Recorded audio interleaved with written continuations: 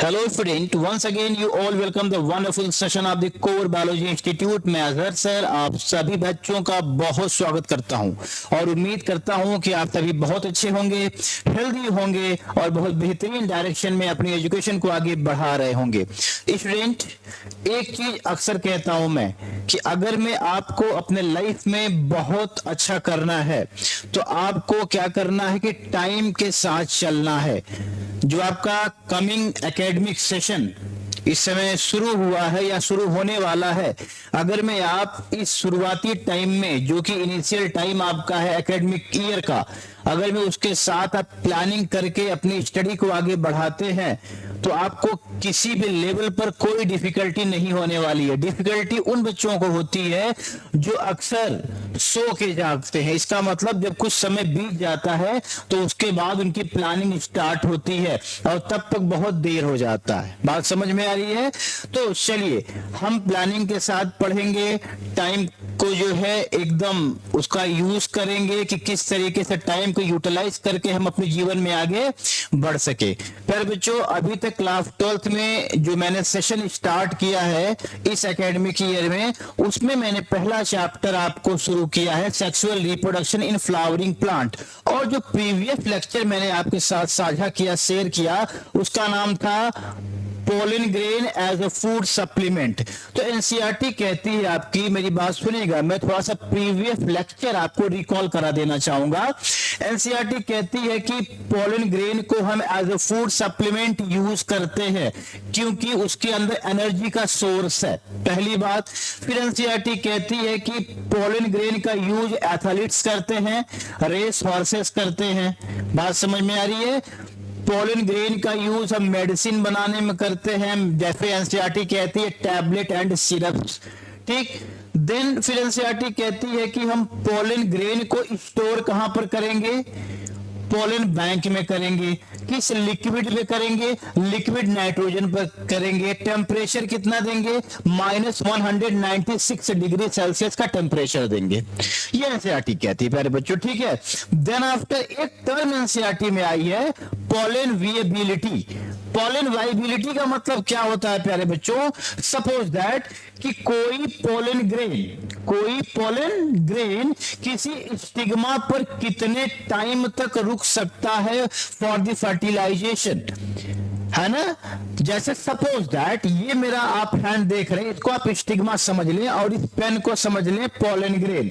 तो ये किसी भी सोर्स से, वाटर से, विंड से ऐसे आया और स्टिग्मा पर बैठ गया, तो ये कितनी देर तक इस स्टिग्मा पर स्टे करेगा? How much long time the pollen grain, ठीक है, on the surface of the stigma, ठीक है, वो इस पोलन की विएबिलिटी कहलाएगी। आपकी एनसीईआरटी शॉर्ट विएबिलिटी का एग्जांपल दे रही है व्हीट एंड राइस, ठीक है, जिसकी विएबिलिटी केवल 30 मिनट है, हाफ एन आवर।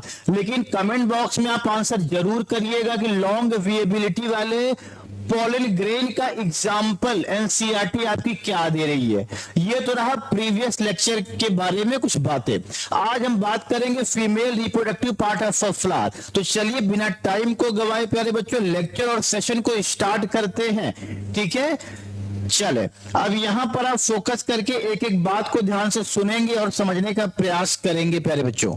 देखिए क्या लिखा है यहां पर कि गाइनोसियम क्या होता है? फ्लावर के फीमेल रिप्रोडक्टिव पार्ट को ही गाइनोसियम कहते हैं। देख भाई, एक बात याद रखना प्यारे बच्चों, मैं नहीं जानता कि आपको कितना आता क्या आता, वो बात की मतलब बात। आप सबसे पहले एनसीईआरटी को रीड आउट करिए, जो भी पढ़ाया जाएगा वो एनसीईआरटी के अकॉर्डिंग पढ़ाया जाएगा, हम बियॉन्ड द एनसीईआरटी नहीं जाएंगे, पहली बात। दूसरी बात, आप अपने आप को हमेशा जीरो मान के चलो, हर एक छोटी से छोटी चीज को समझने का प्रयास करो। बेस अगर में आपका मजबूत होगा तो कठिन चीजें समझने में आपको आसानी होगी, ठीक है। तो गाइनोसियम क्या है? फ्लावर के फीमेल रिप्रोडक्टिव पार्ट को ही गाइनोसियम कहते हैं। जैसा कि एनसीईआरटी लिखती है, it is the female reproductive part of the flower. तो गाइनोसियम क्या है? फ्लावर का फीमेल रिप्रोडक्टिव पार्ट, ठीक। It consist of a single pistil, ठीक, called monocarpillary or it may have more than one pistil called multicarpillary। अब प्यारे बच्चों आप यहीं पर रुक जाइए। पहले यहां पर अगर मैं एनसीईआरटी कह रही है कि अगर में कोई फ्लावर सिंगल पिस्टिल कंटेन करता है तो उसको मोनोकार्पिलरी कहते हैं।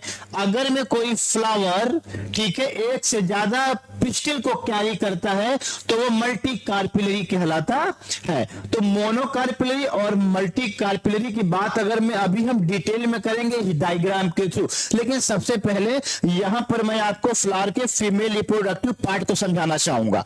आप ये डायग्राम प्यारे बच्चों, ये डायग्राम आप सभी को बहुत अच्छे से याद होगा। ठीक है, ये डायग्राम आप सभी को बहुत अच्छे से याद आ रहा होगा। ठीक है, this is the female reproductive part of the flower, कोई डाउट नहीं है। ठीक, this part of the flower is called stigma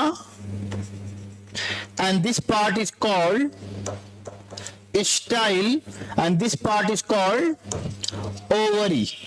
ठीक है, इन तीनों पार्ट को मिला के स्टिग्मा, स्टाइल और ओवरी को या तो हम पिस्टिल कह देते हैं या तो कार्पेल कह देते हैं या तो पूरे सिस्टम को ही हम गाइनोसियम कह देते हैं। प्यारे बच्चों बात समझ में आ रही है। अब स्टिग्मा क्या है, ध्यान से सुनेंगे और नोट भी करेंगे आप। ठीक है, स्टिग्मा क्या है भाई, ध्यान से देखिए यहां पर। स्टिग्मा क्या है, stigma is the landing platform. क्या है, stigma is the landing platform.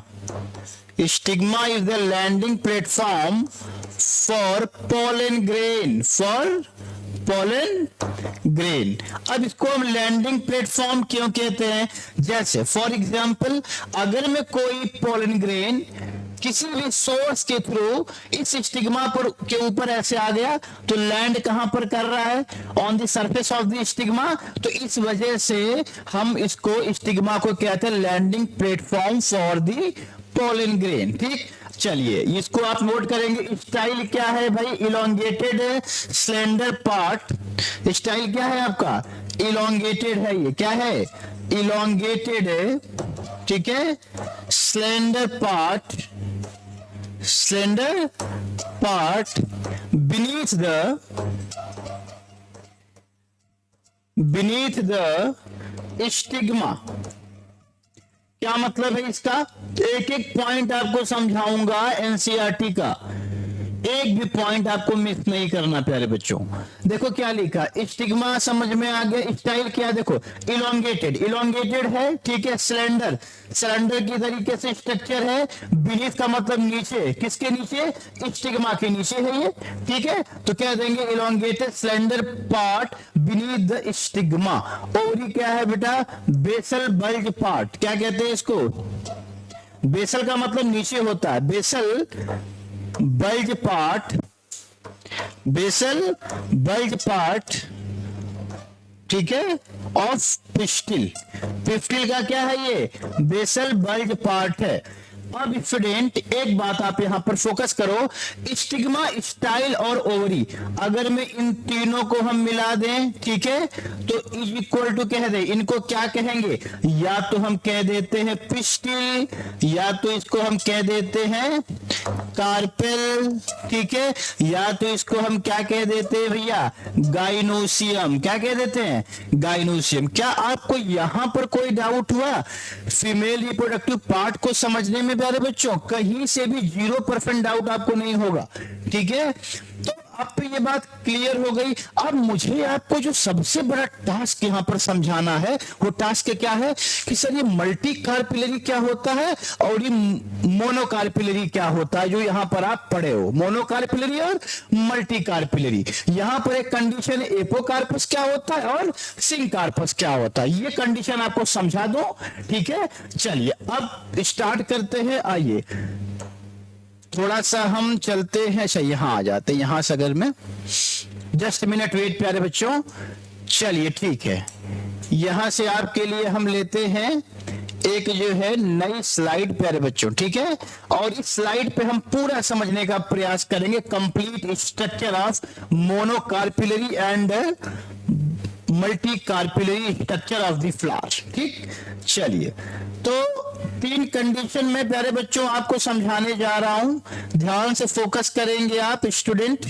ठीक, पहली कंडीशन आपको समझाऊंगा मैं, मोनोकार्पिलरी क्या होता है, मोनोकार्पिलरी कंडीशन क्या होती है। ठीक, पहले इस कंडीशन को हम समझते हैं, फिर अगली कंडीशन पे चलेंगे। आइए देखते हैं ये कंडीशन क्या होती है। ठीक, व्हेन अ फ्लावर, when ठीक है, in a flower single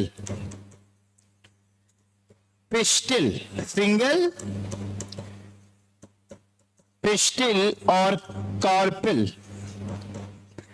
present, ठीक है, called, क्या बोलेंगे उसको, called मोनोकार्पिलरी, कॉल्ड मोनोकार्पिलरी। अब इसका मतलब क्या है प्यारे बच्चों, चलो आओ ध्यान से देखते हैं इसका मतलब क्या है और इसको समझते हैं। ठीक, suppose that student, this is the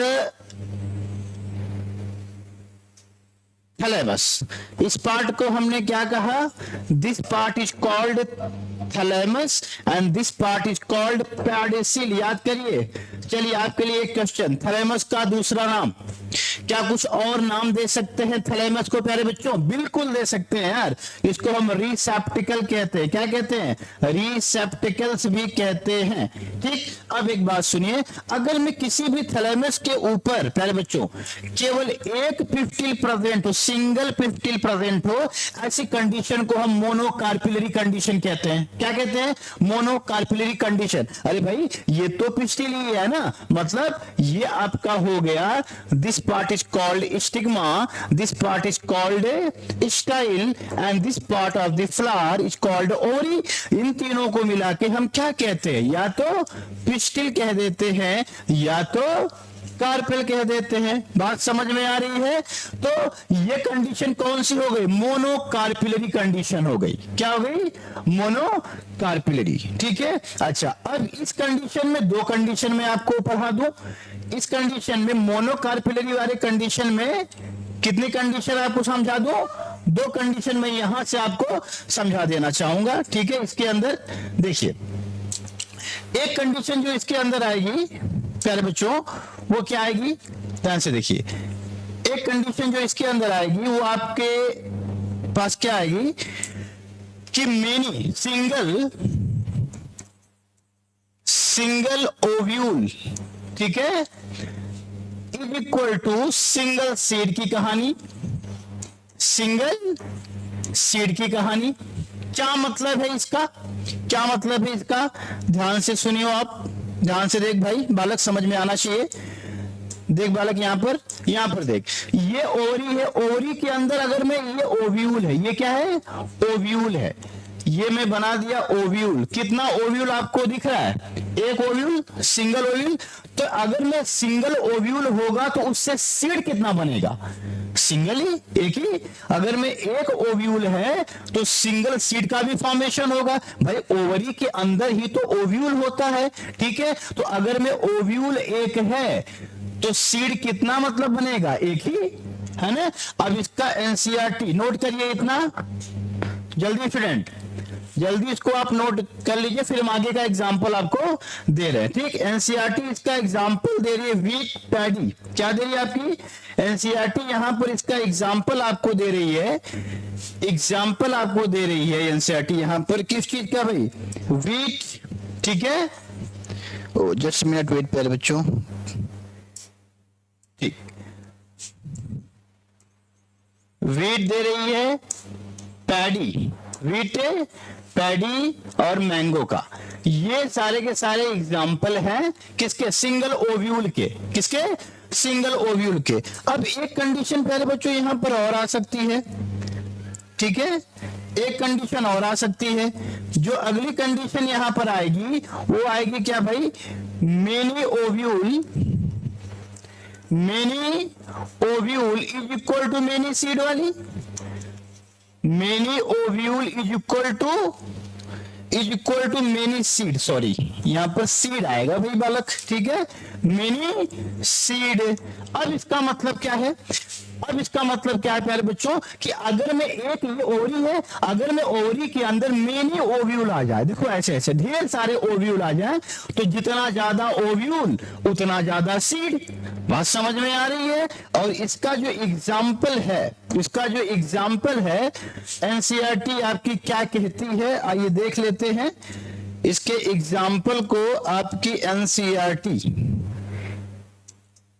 क्या कह रही है, ठीक है, क्या कह रही है। एग्जाम्पल इसका है वाटरमेलन,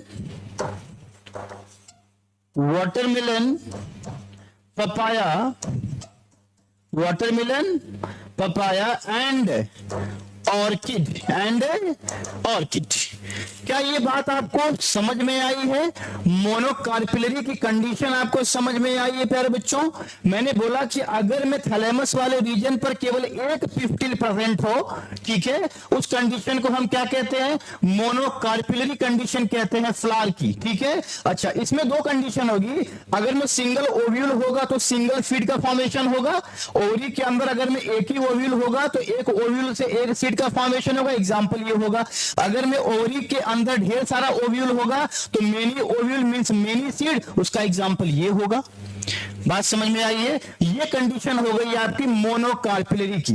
अब प्यारे बच्चों हम चलते हैं यहां पर और यहां पर देखते हैं कि क्या भाई बाई कार्पिलरी कंडीशन क्या होती है, ठीक है। तो थोड़ा सा ध्यान दीजिए, बाई कार्पिलरी, ठीक है, ये कंडीशन थोड़ा सा हम समझने का प्रयास करते हैं। बाइकार्पिलरी का मतलब है प्यारे बच्चों, ध्यान से देखिए, मैंने कहा ये आप रीजन समझ गए होंगे, कई बार ये पिक्चर ड्रॉ हो चुका। This is the thalamus, this is the thalamus double L, ठीक है। अब ये है आपका पैडसिल, ये क्या है आपका पैडसिल, ठीक है। अगर मैं थैलेमस के ऊपर प्यारे बच्चों एक कंडीशन तो ऐसी हो, एक ये कंडीशन हो, बाई का मतलब दो होता है ना, बाई का मतलब दो होता है प्यारे बच्चों। तो अगर मैं एक थैलेमस के ऊपर दो पिस्टिल प्रेजेंट हो तो इसको क्या कहते हैं, बाई कार्पिलरी कंडीशन कहते हैं, ठीक है। देखो यहां पर हुआ क्या है, इस कंडीशन में हुआ क्या है, इस पूरे कंडीशन में क्या हुआ है पहले आप समझो, ठीक है। बाई कार्पिलरी में इस कंडीशन को हम कहते हैं एपोकार्पस कंडीशन। क्या कहते हैं, एपोकार्पस, क्या कहते हैं इसको, एपोकार्पस। एपोकार्पस के अंदर क्या होता है, पिस्टिल, ठीक है, जो पिस्टिल होता है, पिस्टिल, ठीक है, is in free state, free form. Pistil क्या होते हैं, फ्री फॉर्म में होते हैं। तो जो ये पिस्टिल है भाई, ये पिस्टिल है, this is the stigma and this is the style and this part is called ovary. बात समझ में आ रही है। तो एक पिस्टिल ये, एक पिस्टिल ये, दो का मतलब भाई, दो का मतलब भाई अगर मैं दो, एक थैलेमस के ऊपर दो पिस्टिल प्रेजेंट हो, बात समझ में आ रही है, लेकिन वो आपस में सेपरेट हो, फ्यूज नहीं हो, अलग अलग हो, अलग अलग, तो ऐसी कंडीशन को एपोकार्पस कहते हैं। क्या कहते हैं, एपोकार्पस कंडीशन कहते हैं। समझ में आ रहा है। अच्छा, एक कंडीशन और यहां पर आ सकती है प्यारे बच्चों, एक कंडीशन यहां पर और आ सकती है, ठीक है। ये कंडीशन देखिए, यहां पर एक कंडीशन यहां पर और आ सकती है कि भाई यहां पर जो है, जो पिस्टिल है वो आपस में क्या हो, इस तरीके से फ्यूज हो। पिस्टिल देखिए आपस में क्या हो गए, फ्यूज हो गए। तो ऐसी कंडीशन को एनसीईआरटी आपकी कह रही है सिंकार्पस। क्या कह रही है भाई, सिंकार्पस। क्या कह रही है, सिंकार्पस का मतलब होता है कि जब दो पिस्टिल आपस में फ्यूज हो, है ना। पिस्टिल क्या है, यहां पर पिस्टिल जो है वो क्या है, फ्यूज फॉर्म में है। किस फॉर्म में है, फ्यूज फॉर्म में है। तो इसको क्या कहेंगे हम, सिंकार्पस कहेंगे। और इसका एग्जाम्पल आप ले लीजिए, ठीक है, एग्जाम्पल इसका है मस्टर्ड, क्या है, mustard and tomato, mustard and tomato. ये तो रहा बाइकार्पिलरी की कंडीशन। क्या आपको बात समझ में आई प्यारे बच्चों? मोनोकार्पिलरी में आपने क्या पढ़ा, थैलेमस के ऊपर केवल एक पिस्टिल प्रेजेंट है। बाइकार्पिलरी के अंदर आपने क्या देखा कि थैलेमस के ऊपर दो पिस्टिल प्रेजेंट है, लेकिन एक फ्री फॉर्म में है। जो फ्री फॉर्म में है उसको एपोकार्पस कहेंगे, जो फ्यूज फॉर्म में है उसको सिंकार्पस कहेंगे।